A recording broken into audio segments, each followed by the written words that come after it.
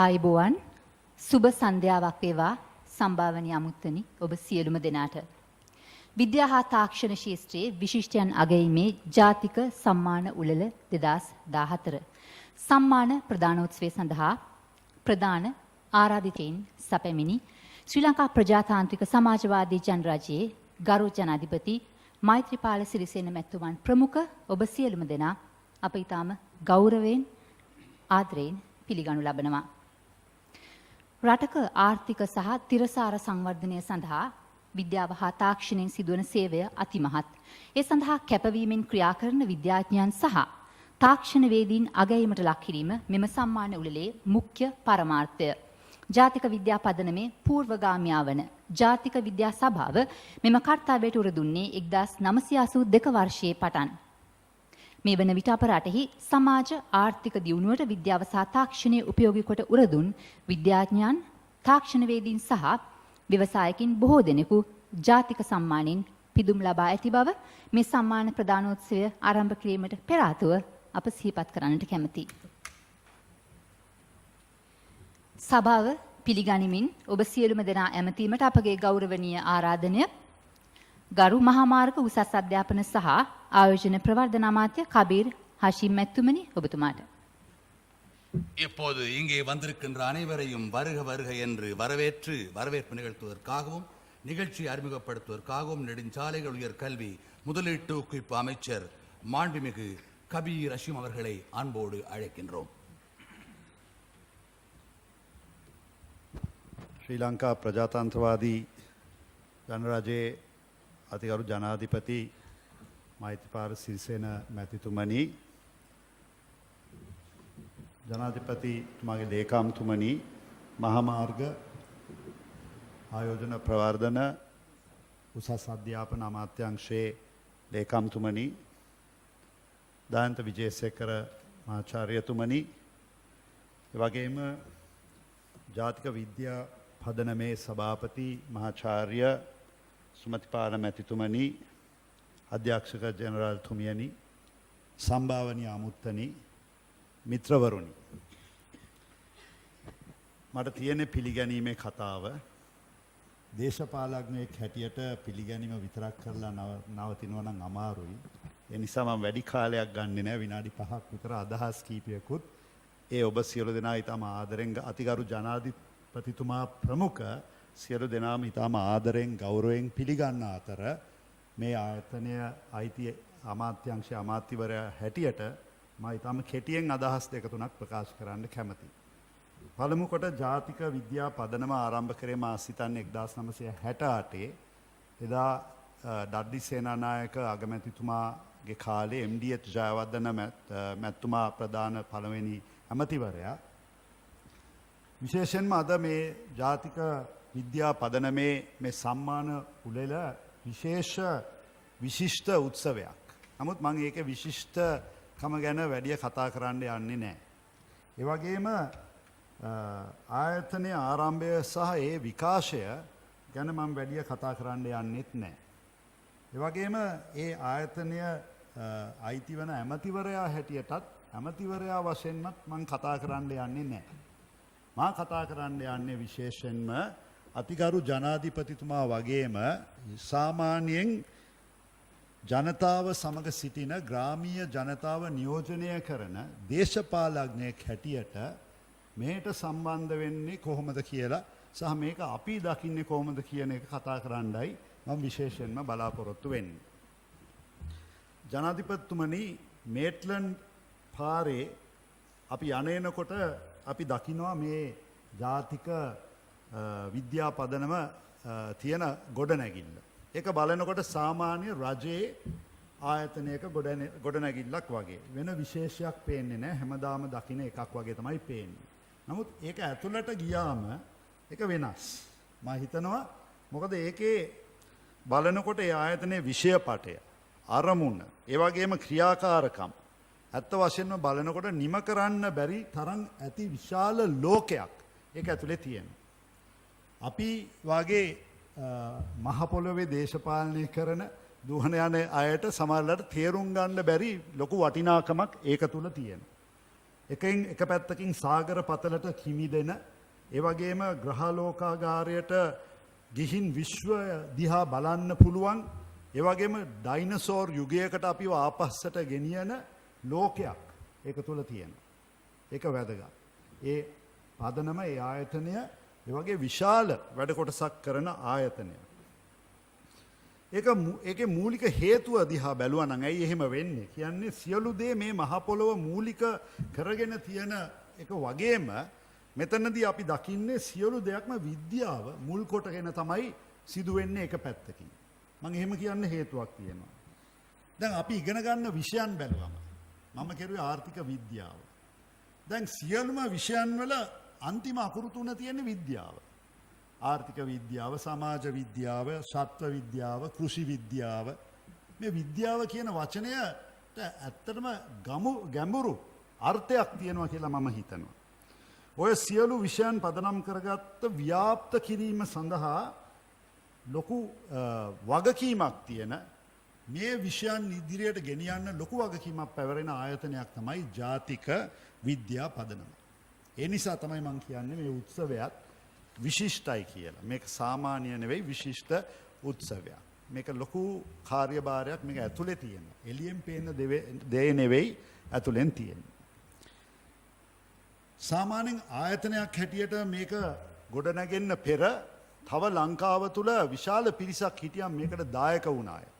මම හිතනවා ඒගොල්ලෝ ගැන මම කෙටියෙන්වත් ගෞරව කරන්න ඕනේ. එයාලගේ නම් කියලා. විශේෂයෙන්ම ඒක දියුණු කරන්න මහන්සි වුණ අය අතර ඉන්නවා CWW කන්නංගර මැතිතුමා, විමල සුරේන්ද්‍ර මැතිතුමා, EW අධිකාරම් මැතිතුමා, ගුණපාල මලලසේකර මැතිතුමා, ආචාර්ය හරිස්චන්ද්‍ර විජේතුංග මැතිතුමා, රේ විජේවර්ධන මැතිතුමා, අනුරසී පෙරේරා මැතිතුමා, කේ ආර්යසිංහ මැතිතුමා ඇතුළු මම මෙතන නම් නොකියපු විශාල පිරිසක් ඉන්නවා මේ ශාස්ත්‍රයට දායක වුණ විශාල පිරිසක් ලාංකිකයන්. එනිසා මේ ආයතනයේ කාර්ය හොඳින් ඉටු කරගෙන යන විශේෂයෙන්ම අපේ මහාචාර්ය සුමතිපාල මැතිතුමා ඇතුළු ඒ අධ්‍යක්ෂක මණ්ඩලය ලොකු කාර්යභාරයක් ඉටු කරලා තියෙනවා. මම හිතනවා තවම ඉදිරියට මේක තවත් අර්ථවත් කරන්න අපි කරන්න ඕන වැඩක් තියෙනවා නම් මම හිතන්නේ ග්‍රාමීය ජනතාව නියෝජනය කරන මහජන නියෝජිතයෙක් හැටියට මේක තවත් බිම් මට්ටමට අපි සම්බන්ධ කර යුතුයි. මම මෙහෙම කියන්නේ වෙන මොකුත් නෙවෙයි දැන් පාසල් කීයකද විද්‍යා සංගම් තියෙන්නේ. මේක අපේ ඇඟේ අපේ ළමයින්ගේ ඇඟට කොහොමද අපි ගෙනියන්නේ? කී දෙනෙක්ද විදුරවි සංග්‍රහව කියවන්නේ?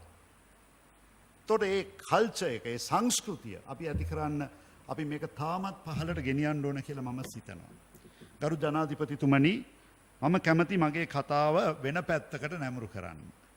විද්‍යාවේ දැනුම ප්‍රචලිත කරන්න අපිට තව ආගම පූජ්‍ය පක්ෂය එකතු කරන්න පුළුවන්. එහෙම කියන්නත් හේතුවක් තියෙනවා. මම නිකන් කියන්නේ නෑ. එහෙම කියන්න හේතුව නම් මේ රටේ බහුතරයක් බුද්ධාගම අදහන බෞද්ධයන්. එහි බුද්ධාගමෙත් විද්‍යාත්මක පදනමක් තියෙනවා. ඒ කියන්නේ බුදුන් වහන්සේ දේශනය කරනකොට මේ මූලික හරයක් උනේ මෙන්න මෙහෙම. හැම දැන් විද්‍යාවේ කියනවා හැම ඵලයක් සඳහා හේතුවක් තියෙනවායි කියලා.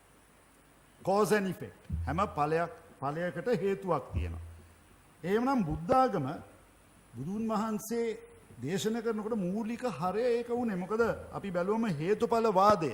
හේතුඵල වාදය අපි කියන්නේ හේතුවක් නිසා ඵලයක් සාමාන්‍යයෙන් හටගනි කියන දේ අපි කවුරුත් දන්නවා. ඉතින් බලන්න සම්බන්ධය.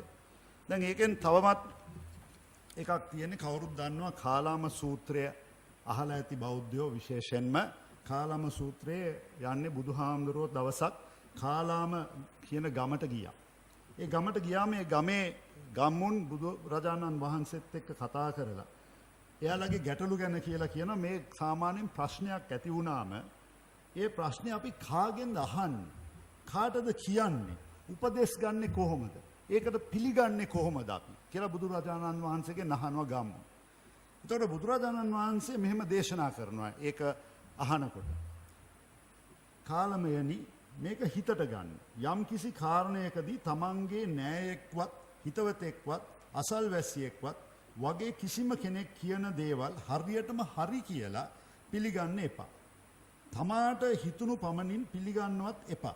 හොඳට සොයලා බලලා හිතලා විමර්ශනය කරලා තීරණවලට එන්න.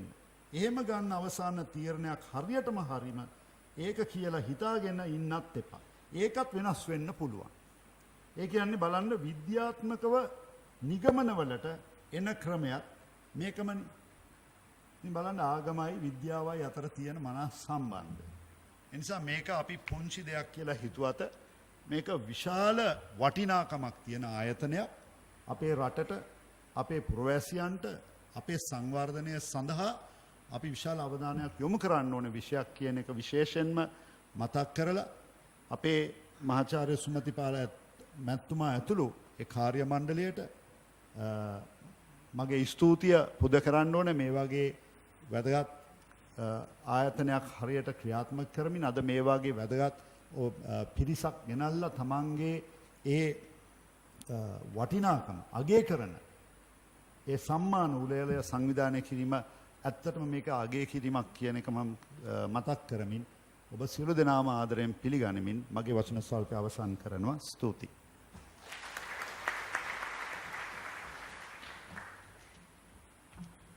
විද්‍යා හා තාක්ෂණ ශාස්ත්‍රයේ විශිෂ්ටින් අගැයීමේ ජාතික සම්මාන උළෙල 2014 තේමාව පැහැදිලි කරමින් ප්‍රධාන දේශනය සඳහා මහාචාර්ය දයන්ත විජේසේකර මහතාටයි මේ ඇරයුම් කරන්නට සූදානම් වෙන්නේ. වසර 1967 සිට මේ දක්වා මහාචාර්ය විජේසේකර මහතා දෙස් විදෙස් විශ්වවිද්‍යාලවල සිවිල් ඉංජිනේරු අංශයේ මහාචාර්ය ධුරයන් හෙබ වූ අතර ශ්‍රී ලංකාවේ විශ්වවිද්‍යාල දෙකක උපකුලපති ධුරය දීර්ඝතම කාලයක් හෙබ වූ එකම ශ්‍රී ලාංකිකයාද වේ. ශ්‍රී ලංකාවේ උසස් අධ්‍යාපනය, විශ්වවිද්‍යාල කළමනාකරණය, විශ්වවිද්‍යාල සංවර්ධන යන අංශවල දියුණුවට මෙන්ම ජාතික සංවර්ධනය උදෙසාද එතුමාගෙන් සිදු වී ඇති සේවාව අතිමහත්. මෙම සේවය අගයමින් දෙස් විදෙස් සම්මාන රැසකින් පිදු ලැබූ මේ මහාචාර්යවරයාට මුඛ්‍ය දේශනය පැවැත්වීම සඳහා අපගේ ගෞරවනීය ආරාධනය. Ayubowan Basabetan. Your Excellency Maithripala Sirisena, President of the Democratic Socialist Republic of Sri Lanka, Honorable Kabir Hashim, Minister of Highways, Higher Education and Investment Promotion, other ministers, Chairman of the Board of Management of the National Science Foundation, colleagues, awardees, distinguished guests, ladies and gentlemen. I am pleased to be invited to deliver the keynote address to this august body at the National Awards of the Science and Technology Achievements, year 2014, of the National Science Foundation. This foundation has been the premier, as we heard just now, and the oldest funding organization, having been there for 47 years and grown in many directions, expanding its services to the scientific community and to society as a whole. Due to the importance of the vital role that science, technology and innovation had played towards commercialization and socio-economic development, as an outcome of appreciation, we are here today at this award ceremony to honor the awardees. As a developing country which needs to move rapidly in the development ladder, it is necessary to realize that no country in the world has become a developed country without scientific research and innovation. Therefore, we should foster societal values to ensure utilization of science, technology, and innovation for sustainable development. The area of science, technology, and innovation is not only a broad subject, it also can be dwelt with at various depths.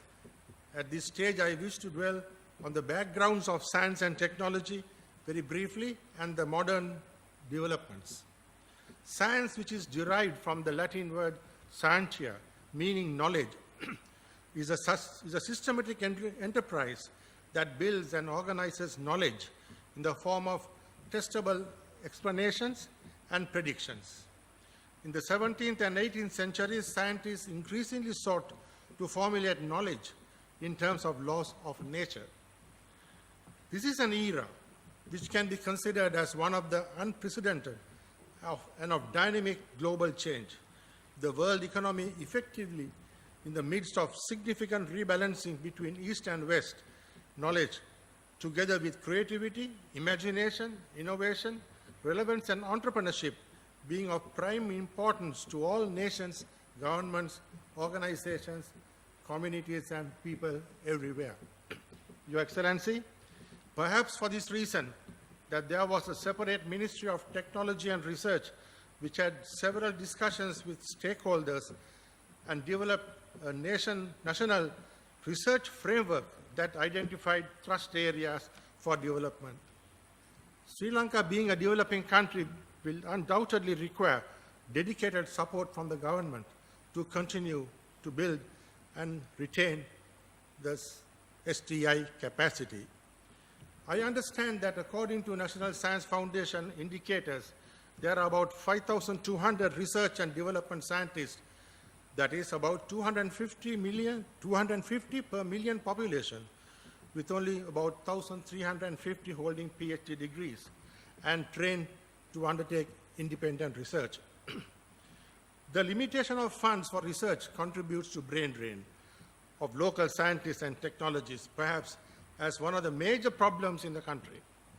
The demand for the highly research-motivated Sri Lanka scientists and technologists could be evident from the fact, which is reported, that among the 2,400 NASA scientists and technologists, 263 are Sri Lankans. That is over 10% of the scientists at NASA are Sri Lankans. Science has continued to be used in a broad sense to denote reliable and teachable knowledge about topics such as natural sciences, biological sciences, physical sciences, biomedical sciences, etc. Now, as reflected in modern terms like library science, computer science, this is also reflected, as we heard from the Honorable Minister, in the names of areas of academic study such as social science and political science. However, in addition to all these, knowledge has evolved into various forms such as knowledge engineering, which is defined as an engineering discipline that involves integrating knowledge into computer systems in order to solve complex situations, normally requiring a high level of human expertise. The knowledge management comprising a range of strategies and practices used in an organization to identify, create, represent, distribute, and enable adoption of insights and experiences. Such insights and experiences comprise knowledge either embodied in individuals or embodied in organizational processes or practice. Then, of course, knowledge economy has manifold forms in which it may appear that there are predictions that the new economy will extend radically, creating a pattern in which even ideas will be recognized and identified as commodity. The essential difference is that in a knowledge economy, knowledge is a product. In a knowledge-based economy, knowledge is a tool. While this difference is not yet well distinguished, they are both strongly interdisciplinary, involving economists, computer scientists, engineers, mathematicians, chemists, physicists, as well as cognitive psychologists and sociologists. Knowledge society is believed to have the characteristics of members who have attained a higher average standard of education in comparison to other societies, with integrated artificial intelligence. Hence, knowledge creation, knowledge preservation, knowledge dissemination, and knowledge utilization are the four important pillars in a knowledge society. While science is concerned with how and why things happen, technology focuses on making things happen. Application of knowledge to the practical aims of human life or to a changing and manipulating the human environment. Furthermore, technology includes the use of materials, tools, techniques, and sources of power to make life easier or more pleasant and work more productive. The word technology is a combination of two Greek words, techne and logos. Techne means art, craft, or skills. Logos means to speak of. The word logos has been taken to imply the practical applications of techne. Similarly, engineers are those who make use of their scientific knowledge and mathematics in design, manufacture, providing systems design and applications above all in problem solving. Science and technology progress in a very logical way so that inventions do not generally just happen, but happen rationally. Just as much as the name science is being used very broadly and also in depth, technology is also spread on a wide spectrum and sometimes even completely alienated from science. Excuse me.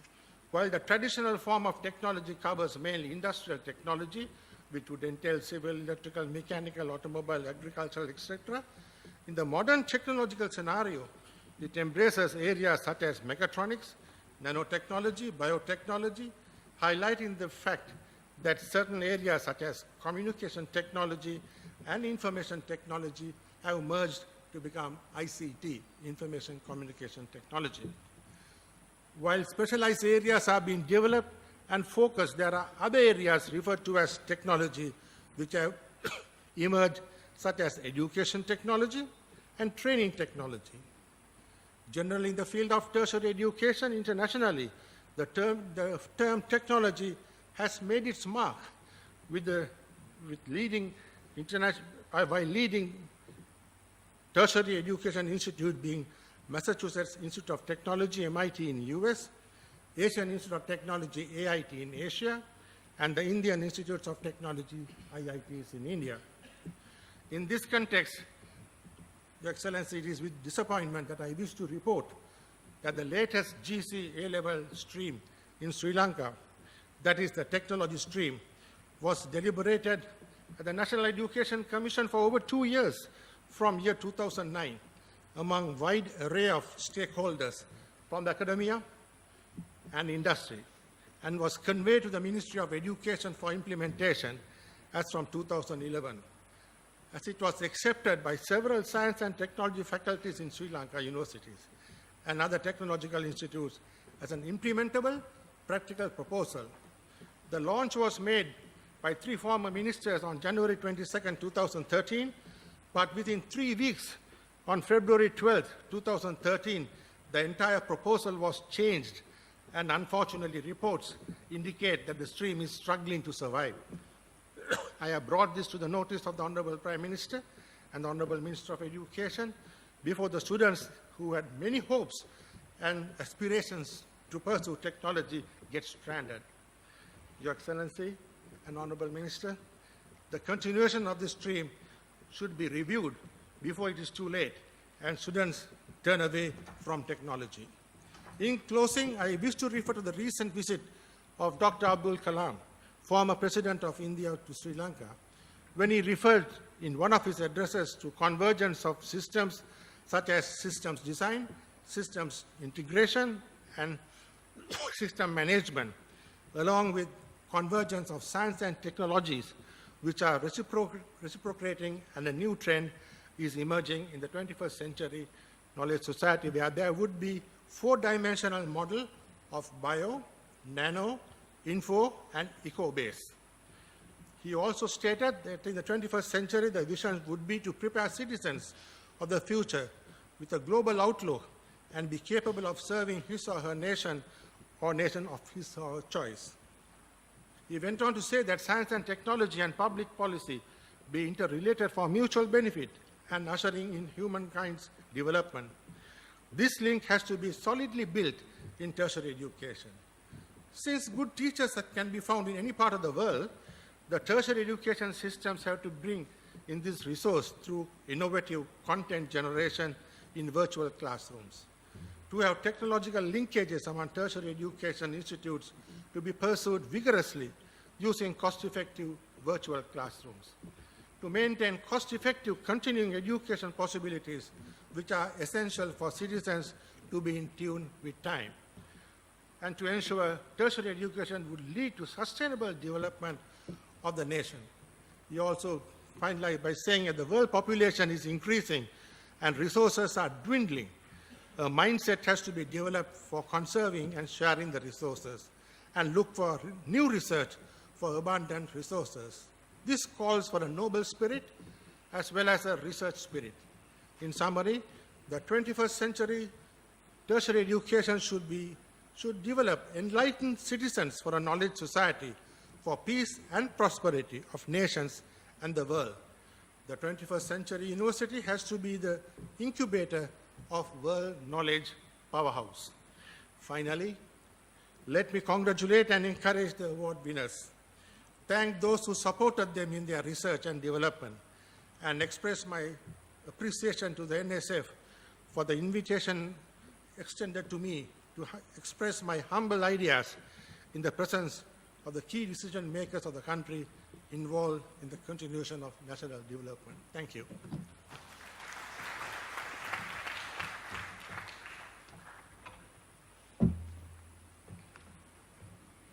තේමාව පැහැදිලි කරමින් ප්‍රධාන දේශනය ඉතාම හරවත් ලෙස කළ මහාචාර්ය දයන්ත විජේසේකරයන්ට අපගේ ස්තුතිය. ඔබ සියලු දෙනාටම සුබ සන්ධ්‍යාවක්. උසස් අධ්‍යාපන මහා මාර්ග සහ ආයෝජන ප්‍රවර්ධන අමාත්‍ය මහිතවත් කරු කබීර් හෂීම් මැතිතුමනි, ඒ වගේම මේ අමාත්‍යාංශයේ නියෝජ්‍ය අමාත්‍ය කරු අමීර් අලි මැතිතුමනි, අමාත්‍යාංශයේ ලේකම්තුමනි, විශේෂයෙන්ම අද ජාතික විද්‍යා පදනම මේ වන මේ අවස්ථාවේ මේ වැදගත් කාර්ය මෙහෙවීමට නායකත්වයේගත්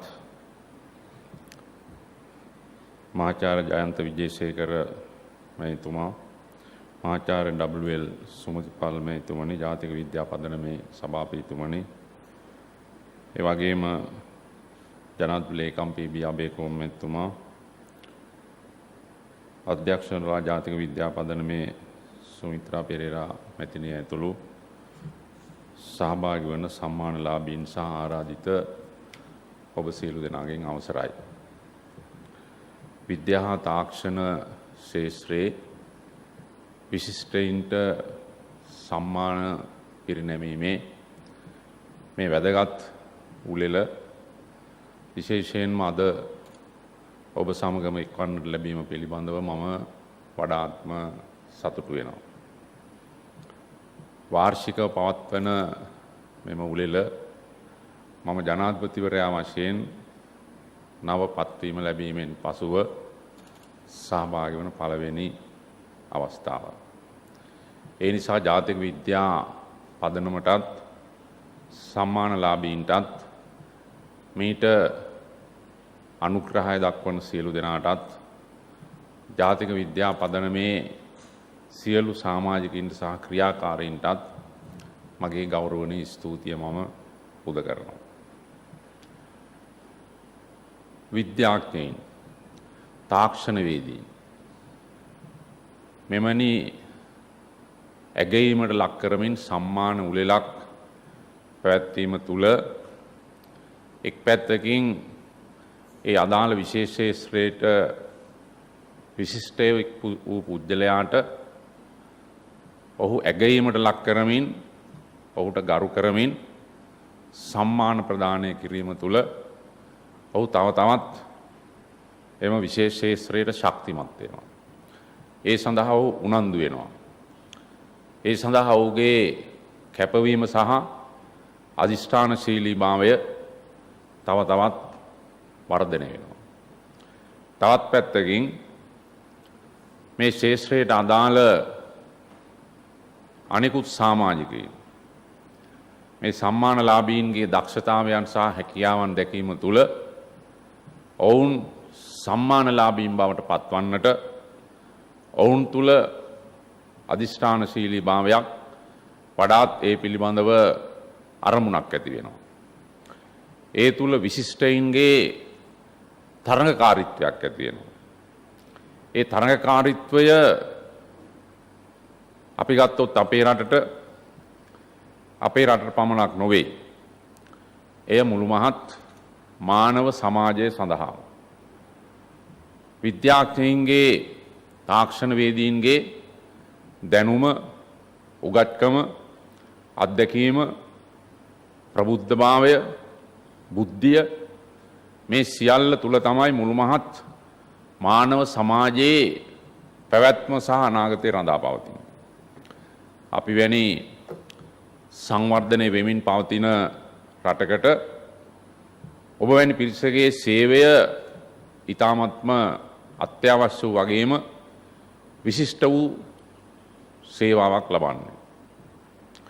දැන් අපේ රටේ විද්‍යාඥයින් තාක්ෂණවේදීන් විවිධ ශේෂ්ත්‍රවල දක්ෂකම් දැක් වූ විශිෂ්ටයින් පිළිබඳව කතා කරන විට මේ පිළිබඳව අපිට වසර 100 ගානක දහස් ගානක කීර්තිමත් අතීතයක් තිබෙනවා. මම පොළොන්නරු ප්‍රදේශයේ කෙනෙක් විදිහට පොළොන්නරුව ඓතිහාසික පදනම ගත් විට එහෙම නැත්නම් රජරට ප්‍රදේශයේ අනුරාධපුර පොළොන්නරුව ගත් විට වාර්ය මාර්ග ශාස්ත්‍රය ඒ වගේම අනිකුත් විවිධ ශාස්ත්‍රීය අංශ ශිල්පීය සේවාවන් වසර 100 ගානකට පෙර අපේ රටේ තිබුණු දියුණුව එහි ප්‍රබුද්ධභාවය පිළිබඳව බොහෝ සාක්ෂි සාධක අද රාශියක් අදත් තිබෙන බව මම හිතන්නේ මට වඩා ඔබ දන්නවා.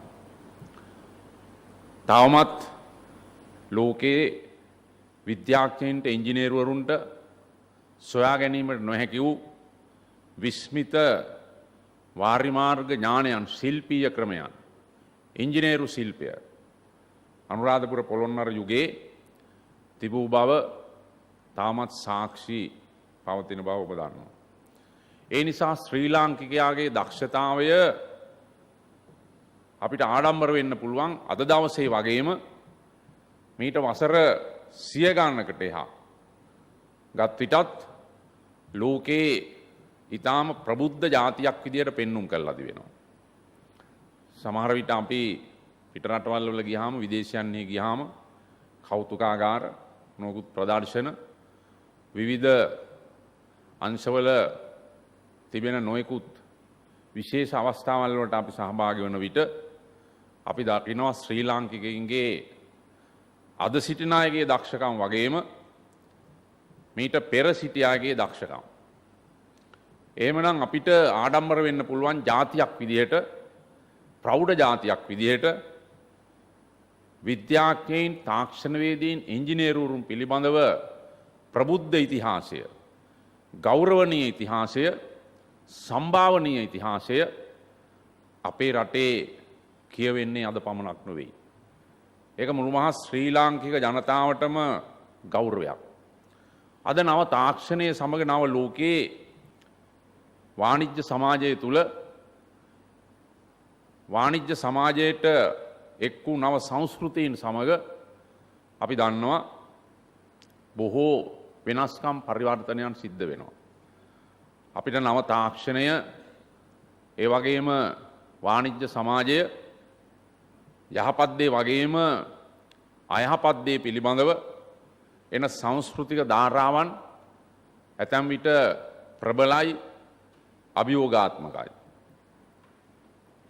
පුංචි දරුවෙක් කිව්වොත් තරුණ දරුවෙක් අද ගෙදරක කාමරයක් ඇතුළට වෙලා කාමරයේ දොර වහගෙන ජංගම දුරකථනයේ ලැප්ටොප් එක අතේ තියාගෙන ඔහු හිතනවා Tamanට තිබෙන එකම ලෝකය මේක තමයි කියලා හිතනවා.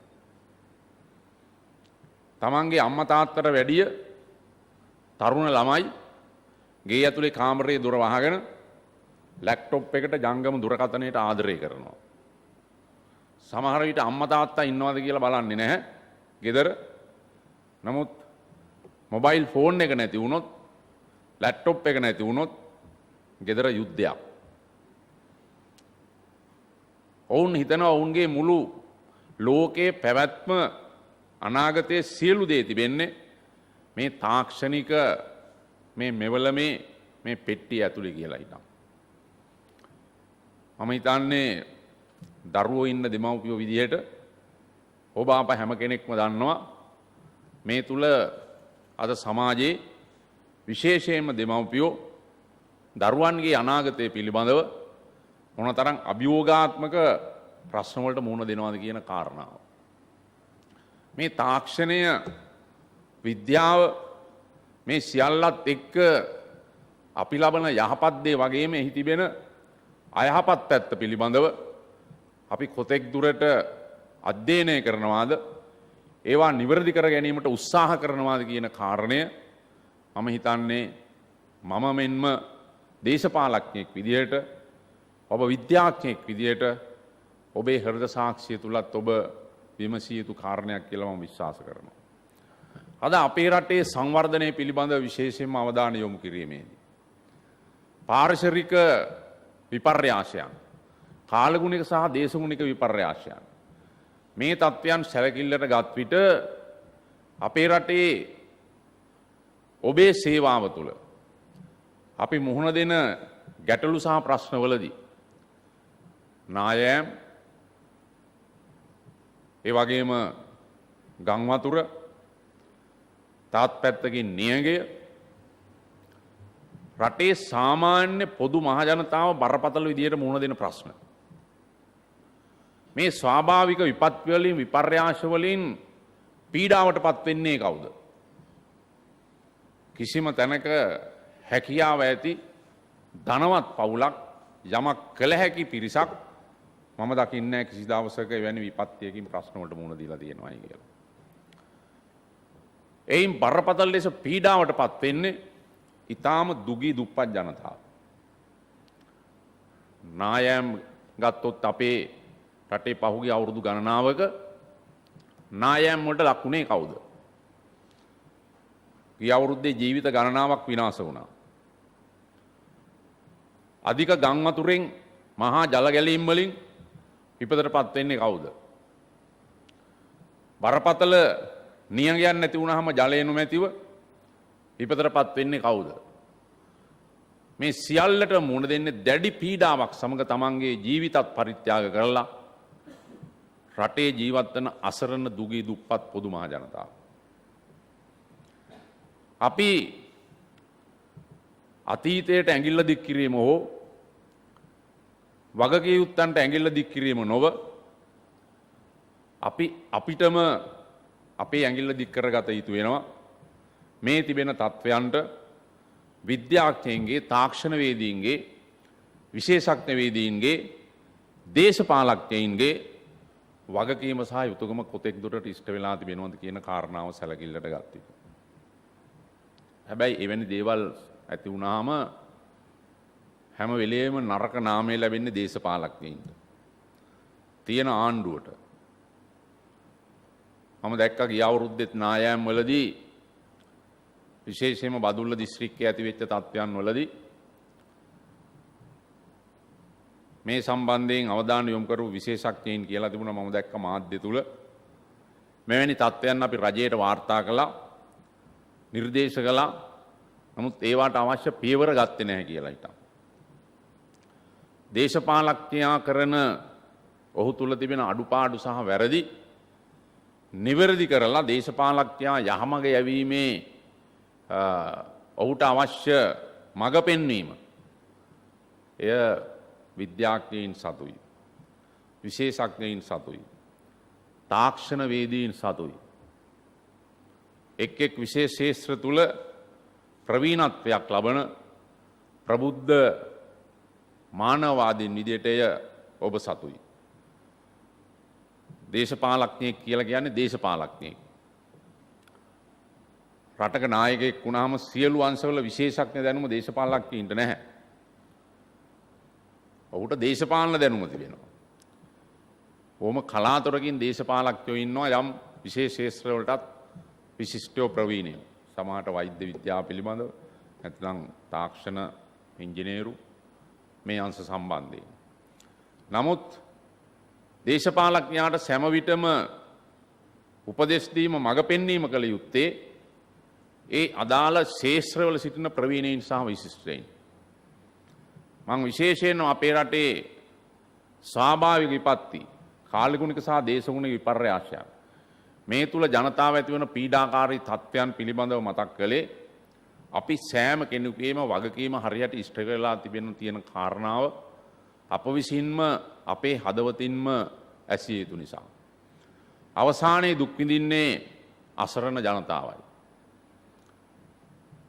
අපේ මීට වසර 30කට 35කට එහා තිබුණු කාලගුණික දේශගුණික තත්ත්වයන් අපේ රටේ වෙනස් වෙලා තියෙනවා.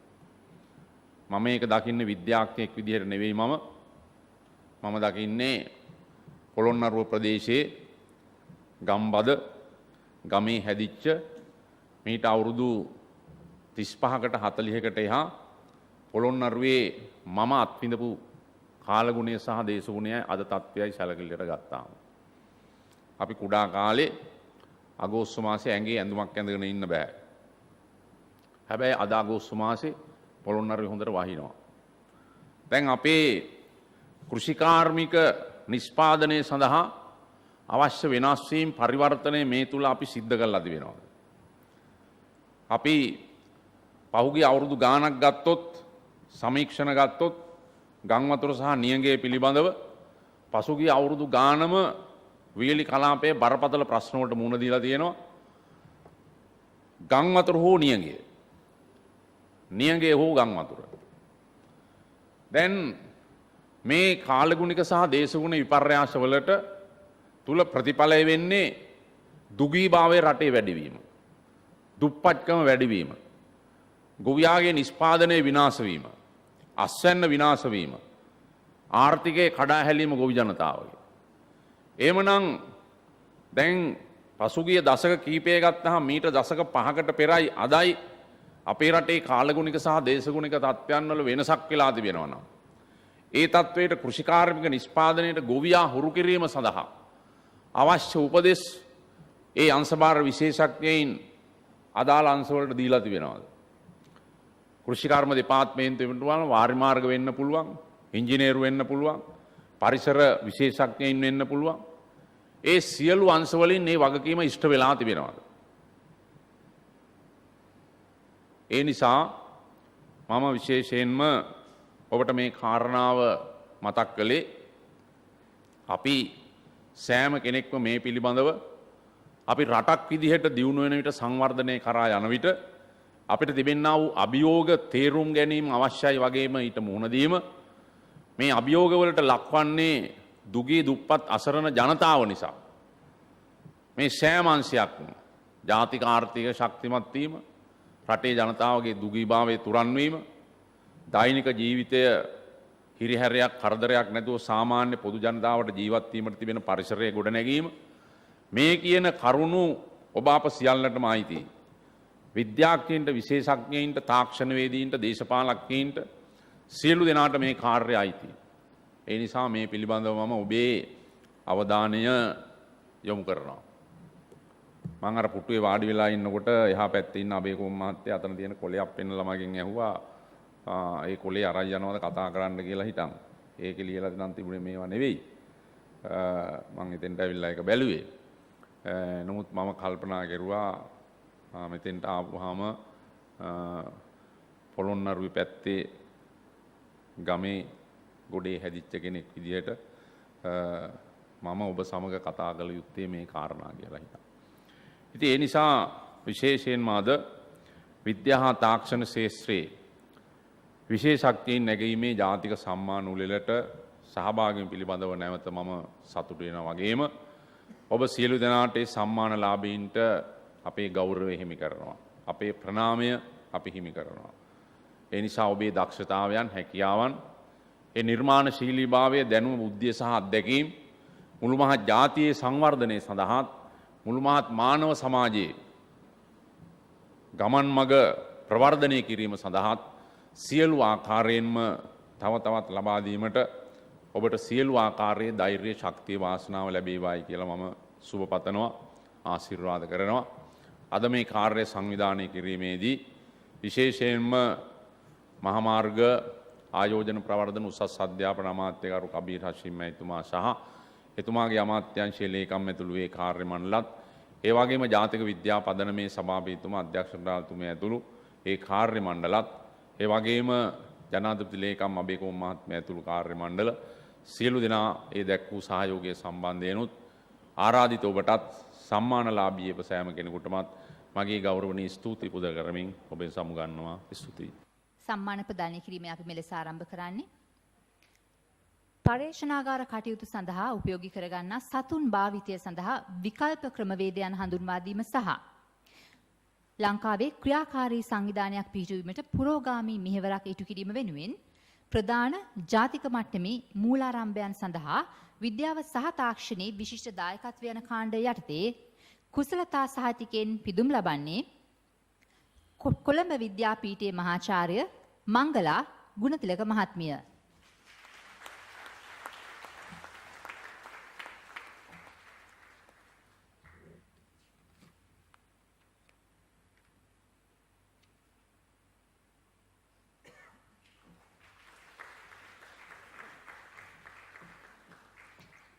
මීළඟ කුසලතා සම්මානය ආයුර්වේදීය සහ පාරම්පරික දේශීය වෛද්‍ය ක්‍රමයන්ගේ ප්‍රතිලාභ වර්තමාන පාරිභෝගික ජනතාවගේ සෞඛ්‍ය ආරක්ෂණයට දායක කිරීමට සහ ශාක ඖෂධ කර්මාන්තයේ අභිවෘද්ධිය සහ තිරසාර පැවැත්ම සඳහා ඖෂධීය අමුද්‍රව්‍ය අඛණ්ඩ සැපයීමකින් පවත්වා ගැනීමට විෂ්ණුකාන්ති ඖෂධීය පැලෑටිය වාණිජ වගාවක් ලෙස ප්‍රචලිත කිරීමේ ව්‍යාපෘතිය වෙනුවෙන් බහුවිධ ශේෂ්ඨ කණ්ඩායම් පරිශ්‍රමය තුළින් විද්‍යාව සහ තාක්ෂණය යොදා ගැනීමහිලා දැක් වූ විශිෂ්ටත්වය යන කාණ්ඩය යටතේ කුසලතා සම්මානයෙන් පිදුම් ලබන්නේ ලින්ක් නැචරල් පුද්ගලික ආයතනය.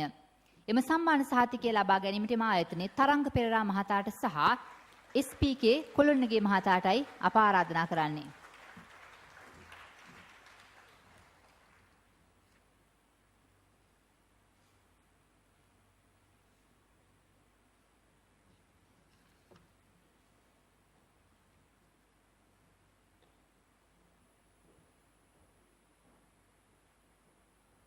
මීළඟ කුසලතා සම්මානය.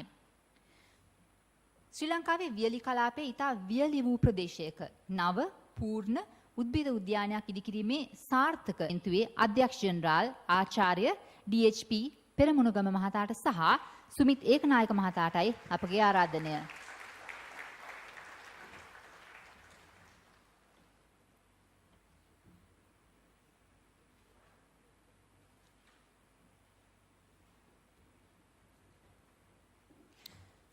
මීළඟ කුසලතා සම්මානය. අපරාධකරුවන් හඳුනා ගැනීමට ඉවහල් වන DNA රටා දත්ත බැංකුවක් ශ්‍රී ලංකාවේ ප්‍රථම වරට ස්ථාපනය කිරීම වෙනුවෙන් දියුණු තාක්ෂණයන් මත පදනම් වූ නවෝපාදාන සංවර්ධනය සහ යොදා ගැනීම හා භාවිත යන කාණ්ඩය යටතේ කුසලතා සම්මානයෙන් පිදුම් ලබන්නේ ජීන්ටෙක් ආයතනයේ ආචාර්ය රුවන් ඉලේපෙරුම මහතායි.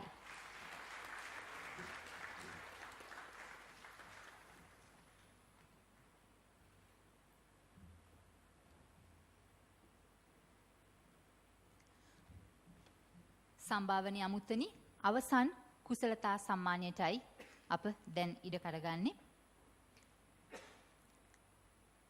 භාණ්ඩ හා සේවාවන්හි තත්ත්වය සහ ඵලදායීතාව වර්ධනය කර ගැනීමට නවීන තාක්ෂණය යොදා ගැනීම වෙනුවෙන් භාණ්ඩ ක්‍රියාවලි හා සේවාවල ඵලදායීතාව ගුණාත්මකභාවය වැඩි කිරීම යන කාණ්ඩ යටතේ කුසලතා සම්මානයෙන් පිදුම් ලබන්නේ ඔරෙල් කෝපරේෂන් ආයතනයයි. එම සම්මාන සාතිකය ලබා ගැනීමට එම ආයතනයේ සභාපතිනි තිලකා රංජනී කොඩිතුවක්කු මහත්මියට සහ ඉන්දික වීරරත්න මහතාටයි ආරාධනා කරන්නේ.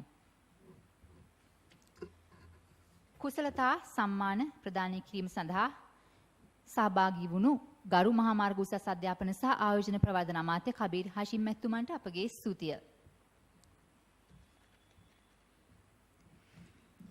ජාතික සම්මාන පිරිනැමීම සඳහායි අප දැන් සූදානම් වන්නේ.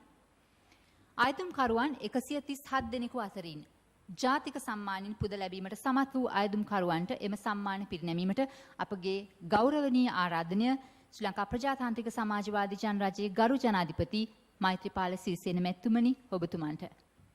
මුල්ම ජාතික සම්මානය. ජලබීතිකා රෝගයට එරෙහිව ජනනය වන ප්‍රතිදේහ ප්‍රමාණය නිර්ණය කිරීමේ පර්යේෂණ ප්‍රතිඵල තුළින් ලංකාවේ සුනකින්ගේ ජලබීතිකා ප්‍රතිරෝධී ප්‍රතිශක්තිකරණය සඳහා නව ක්‍රියාපටිපාටියක් හඳුන්වා දීම සහ එය බිම් මට්ටමින් ක්‍රියාත්මක කිරීම සඳහා කැපවීම වෙනුවෙන් බහුවිධ ශ්‍රේෂ්ඨ කණ්ඩායම් පරිශ්‍රමය තුළින් විද්‍යාව සහ තාක්ෂණය යොදා ගැනීමලා දැක් වූ විශිෂ්ටත්වය යන කාණ්ඩය යටතේ ජාතික සම්මානයෙන් පිදුම් ලබන්නේ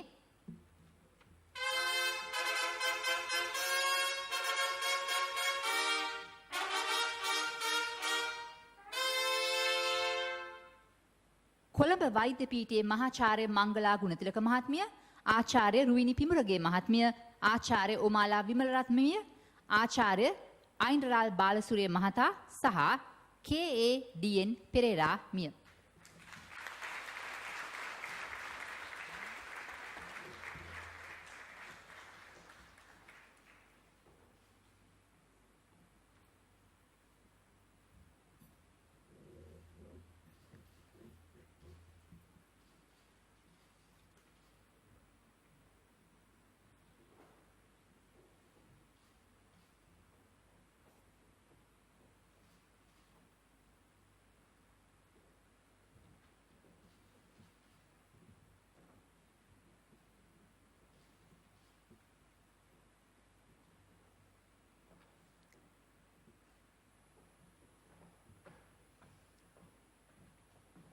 මීළඟ ජාතික සම්මානය පුළුල් පරාසයක් තුළ විහිදෙන ව්‍යාපාරික මූල්‍යමය අවශ්‍යතාවයන් සඳහා විවර වූ ශ්‍රී ලංකාවේ එකම මූල්‍යමය දොරටුව හරහා මුදල් ගෙවීමේ ක්‍රමවේදය වෙනුවෙන් දේශීය සහයෝගිතාව තුළින් තාක්ෂණය සංවර්ධනය කිරීම සහ යොදා ගැනීම යන කාණ්ඩ යටතේ ජාතික සම්මානයෙන් පිදුම් ලබන්නේ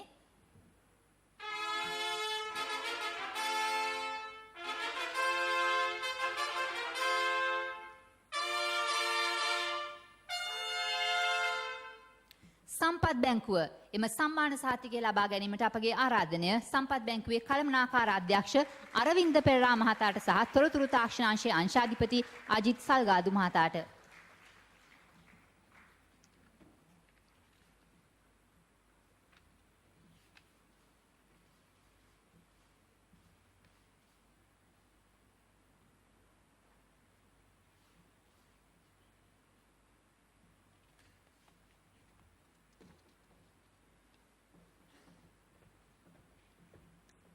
මීළඟ ජාතික සම්මානය ඩෙංගු රෝගය අධ්‍යයනය සඳහා අන්තර්ජාතික අරමුදල් යොදාගෙන පර්යේෂණ ව්‍යාපෘතියක් ශ්‍රී ලංකාවේ ස්ථාපිත කිරීම වෙනුවෙන් විදේශීය සහයෝගිතාව තුළින් දියුණු තාක්ෂණ යොදා ගැනීම යන කාණ්ඩ යටතේ ජාතික සම්මානයෙන් පිදුම් ලබන්නේ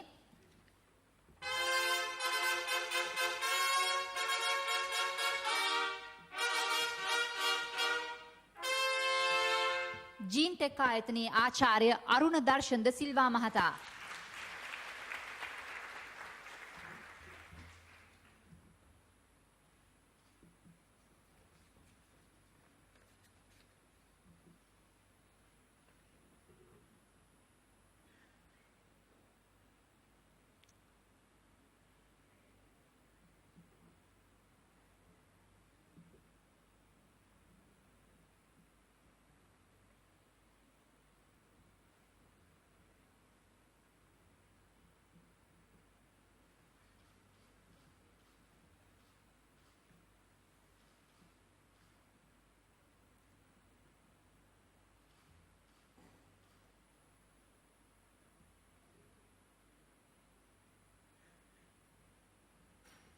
මීළඟ ජාතික සම්මානය ස්වාභාවික ක්‍රියාවලියක් ඔස්සේ ශරීර සෞඛ්‍යයට හිතකර DHA ප්‍රමුඛ ඔමෙගා 3 මේද අම්ල ප්‍රමාණය සාමාන්‍ය බිත්තරයක අඩංගු ප්‍රමාණය මෙන් 5 ගුණයකින් ඉහළ නංවන ලද කිකිලි බිත්තරය නිර්මාණය සහ එහි නිෂ්පාදන ක්‍රියාවලිය සාර්ථකව වාණිජකරණය කිරීම වෙනුවෙන් සුළු හා මධ්‍ය පරිමාණ ව්‍යාපාර ඇතුළුව කර්මාන්ත සඳහා සංවර්ධනය කරන ලද උපයෝජනය කරන ලද තාක්ෂණය පැවරීම යන කාණ්ඩය යටතේ ජාතික සම්මානයෙන් පිදුම් ලබන්නේ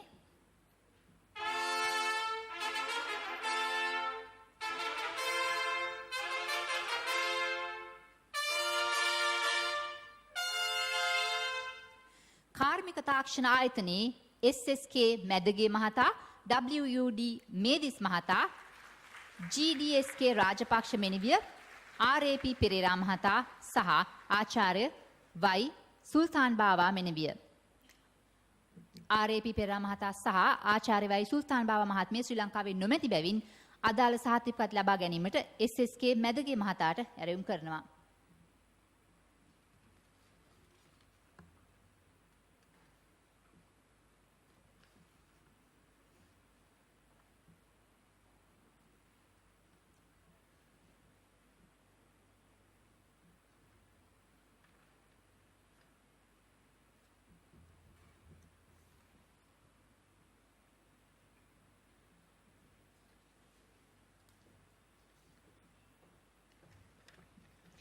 විද්‍යා හා තාක්ෂණ ශාස්ත්‍රයේ විශිෂ්ටයෙන් අගීමේ ජාතික සම්මාන උළෙලේ පිරිනැමෙන අවසන් ජාතික සම්මානය.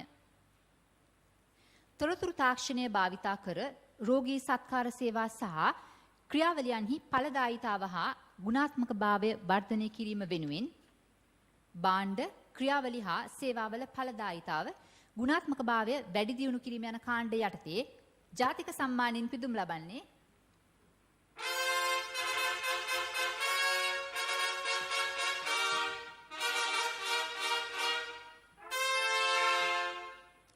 එවකට දොම්පේ දිසා රෝහලේ දිස්ත්‍රික් වෛද්‍ය නිලධාරීව සිටි වෛද්‍ය MHP කුමාර මහතා වෛද්‍ය සම්පත් කුලතිලක මහතා ප්‍රමුඛ දොම්පේ දිසා රෝහලේ කාර්ය මඩුල්ල සම්මානය ලබා ගැනීම සඳහා වෛද්‍ය MHP කුමාර මහතාට වෛද්‍ය සම්පත් කුලතිලක මහතාට සහ දොම්පේ දිසා රෝහලේ දිස්ත්‍රික් වෛද්‍ය නිලධාරීතුමන් වන වෛද්‍ය ඩී ජයසේකර මහතාටයි ආරාධනය.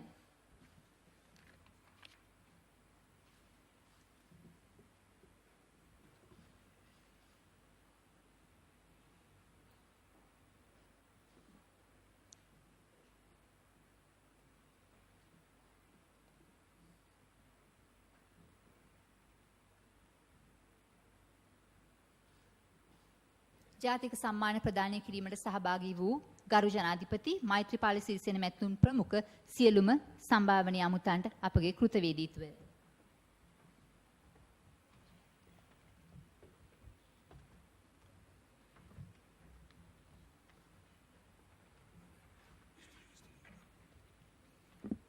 සම්භාවනීය අමුත්තනි අද දිනේ මේ උත්සව සභාවේ කටයුතු අවසන් කිරීමට පෙර ආතුව සම්ප්‍රදාය රකිමින් සිදු කෙරෙන සුති කතාව සඳහායි අපගේ මේ ආරාධනය මහා මාර්ග උසස් අධ්‍යාපන සහ ආයෝජන ප්‍රවර්ධන අමාත්‍යාංශයේ ගරු ලේකම්තුමන්ට UR සෙනවිරත්න මැතිතුමට අපගේ ආරාධනය.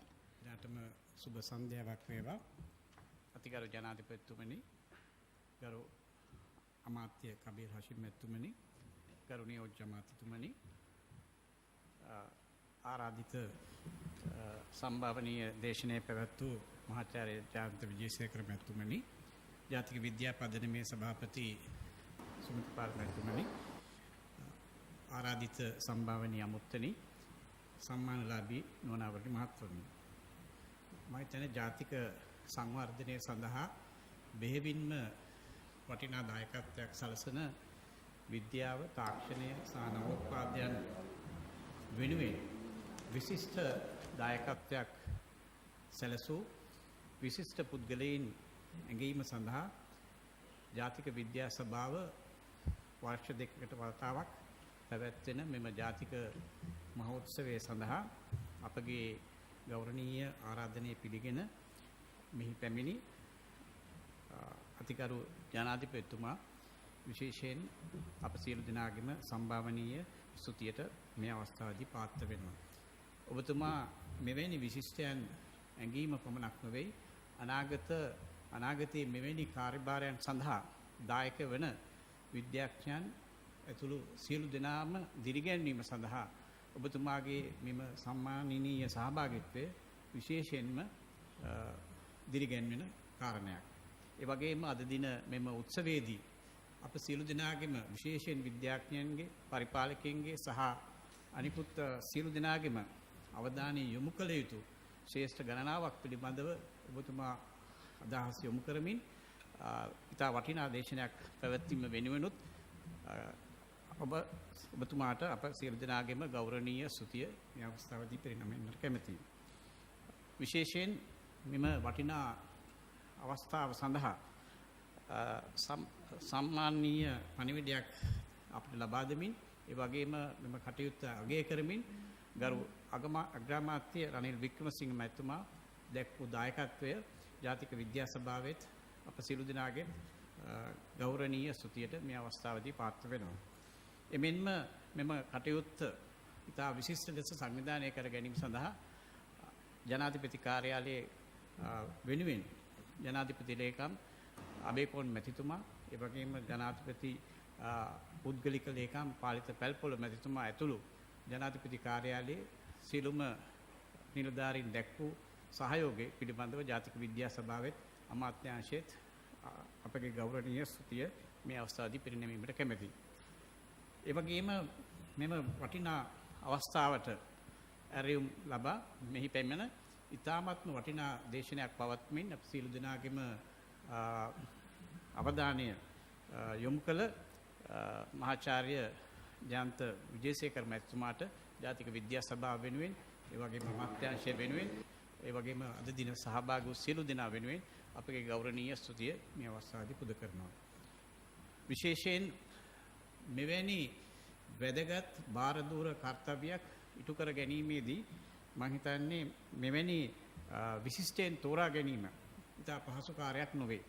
එවැනි දුෂ්කර වූ ඉතාමත්ම වගකීමෙන් යුතුව මේ විශිෂ්ටයන් තෝරා ගැනීම සඳහා විධිමත් ක්‍රියාපිළිවෙතක් අනුව මේ තෝරා ගැනීම සිදු කිරීමට අපිට දායක වූ විනිශ්චය සභාව විශේෂයෙන් අපි මතක් කළ යුතුයි.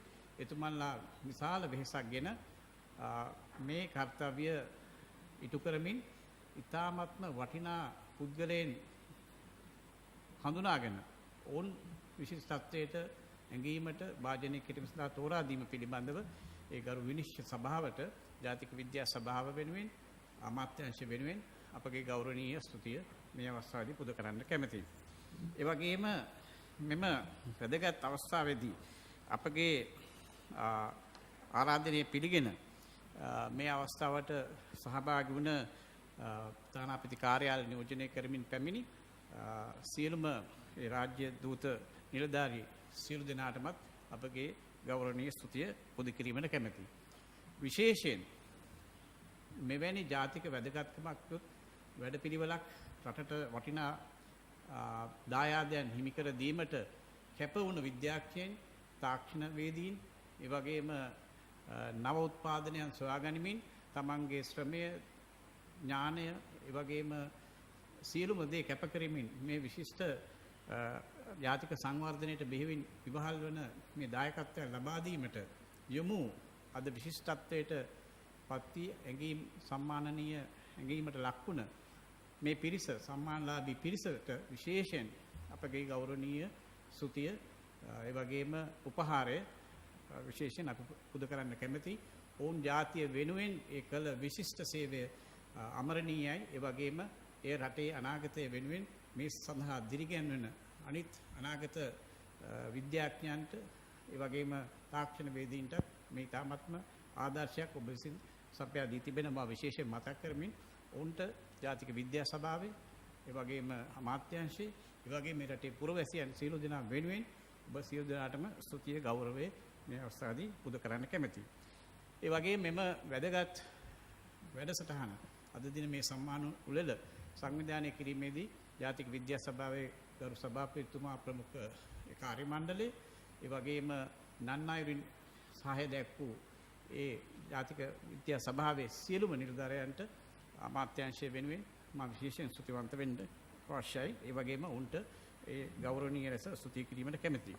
ඒ වගේම අද දින අපගේ මෙම උළෙල වර්ණවත් කිරීම සඳහා අපගේ ආරාධනය පිළිගෙන මේ පැමිණි ආරාධිත තමුන්නාසලා සියලු දෙනා වෙනුවෙන්, සියලු දෙනාගේම අමාත්‍යාංශ වෙනුවෙන්, ජාතික විද්‍යා සභාව වෙනුවෙන් ස්තුතිය, ගෞරවය පුද කරමින් මේට නන්නායුරින් දායක වූ නම් වශයෙන් සඳහන් නොකළ සියලු දෙනාටමත් ස්තුතිවන්ත වෙමින් අනාගතයේ අපේ රටේ ජාතික සංවර්ධනය සඳහා ඔබතුමාලා තව තවත් ධෛර්යමත් වෙමින් ඔබතුමාලාගේ ඥානය කැපවීම තුලින් මේ රට දියුණු කිරීම සඳහා ඔබ සියලු දෙනාටම දායක වෙන්න ආරාධනය කරමින් ඒ සඳහා අපේ අමාත්‍යාංශය ඔබ සියලු දෙනාටම අනාගතයේ තව තවත් ධෛර්යමත්ව උදව් උපකාර කරන බව සඳහන් කරමින් අද මේ උළෙලේ සියලු කටයුතු සඳහා දායක සියලු දෙනාටම ස්තුතිවන්ත වෙමින් ඔබ සියලු දෙනාටම සුබ සන්ධ්‍යාවක් ප්‍රාර්ථනා කරමින් මහණෙනියන් බොහොම ස්තුතියි.